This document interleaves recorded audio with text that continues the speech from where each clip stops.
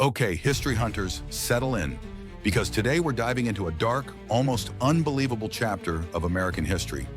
It's a story of good intentions gone horribly wrong, a story of poison, and a story that's been quietly swept under the rug for decades.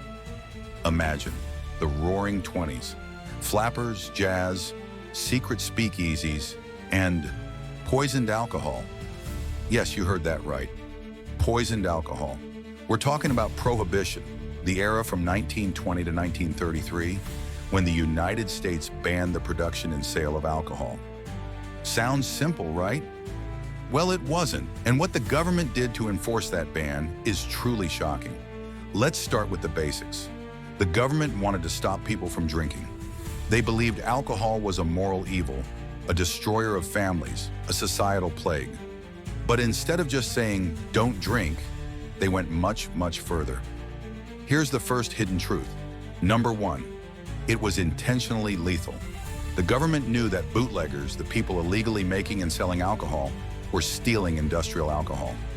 This stuff, used for things like cleaning and manufacturing, was never meant for drinking. So what did the government do? They added poison to it, specifically methanol.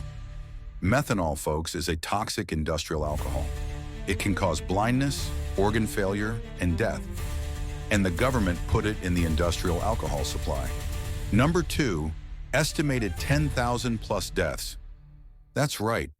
Thousands of people died from drinking this poisoned alcohol. Some estimates put the number over 10,000. And what's even more horrifying, instead of stopping, the government actually increased the levels of toxins.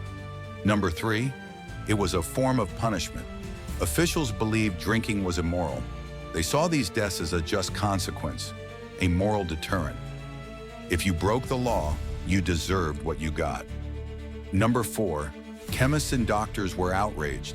Medical professionals called it legal murder. They condemned the government's actions, but their voices were ignored. Number five, poison list was long. It wasn't just methanol.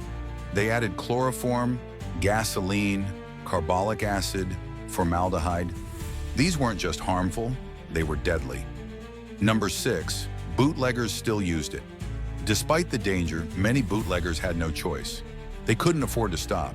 They tried to redistill the alcohol or mix it with flavors to mask the taste, but the poison was still there. Number seven, media was pressured to stay quiet. Early on, newspapers were discouraged from reporting these deaths in detail. The government didn't want to glorify drinking or discourage their plan. Number eight, the public wasn't warned properly. Many people had no idea their drinks were poisoned. There were no national awareness campaigns saying, "Don't drink this, you'll die." Number nine, denatured alcohol was the weapon. The government had been denaturing alcohol, making it undrinkable for years. But during Prohibition, they took it to a whole new level, making it deadly. And finally, number 10, it was quietly forgotten. After Prohibition ended in 1933, this whole chapter was buried.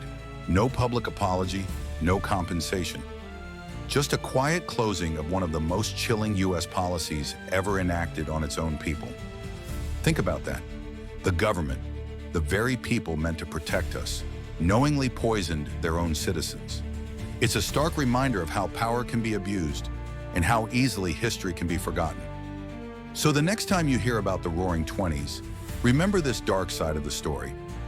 Remember the thousands who died, the doctors who cried out, and the silence that followed.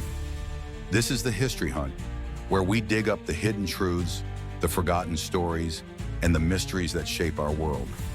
Until next time, keep hunting for the truth.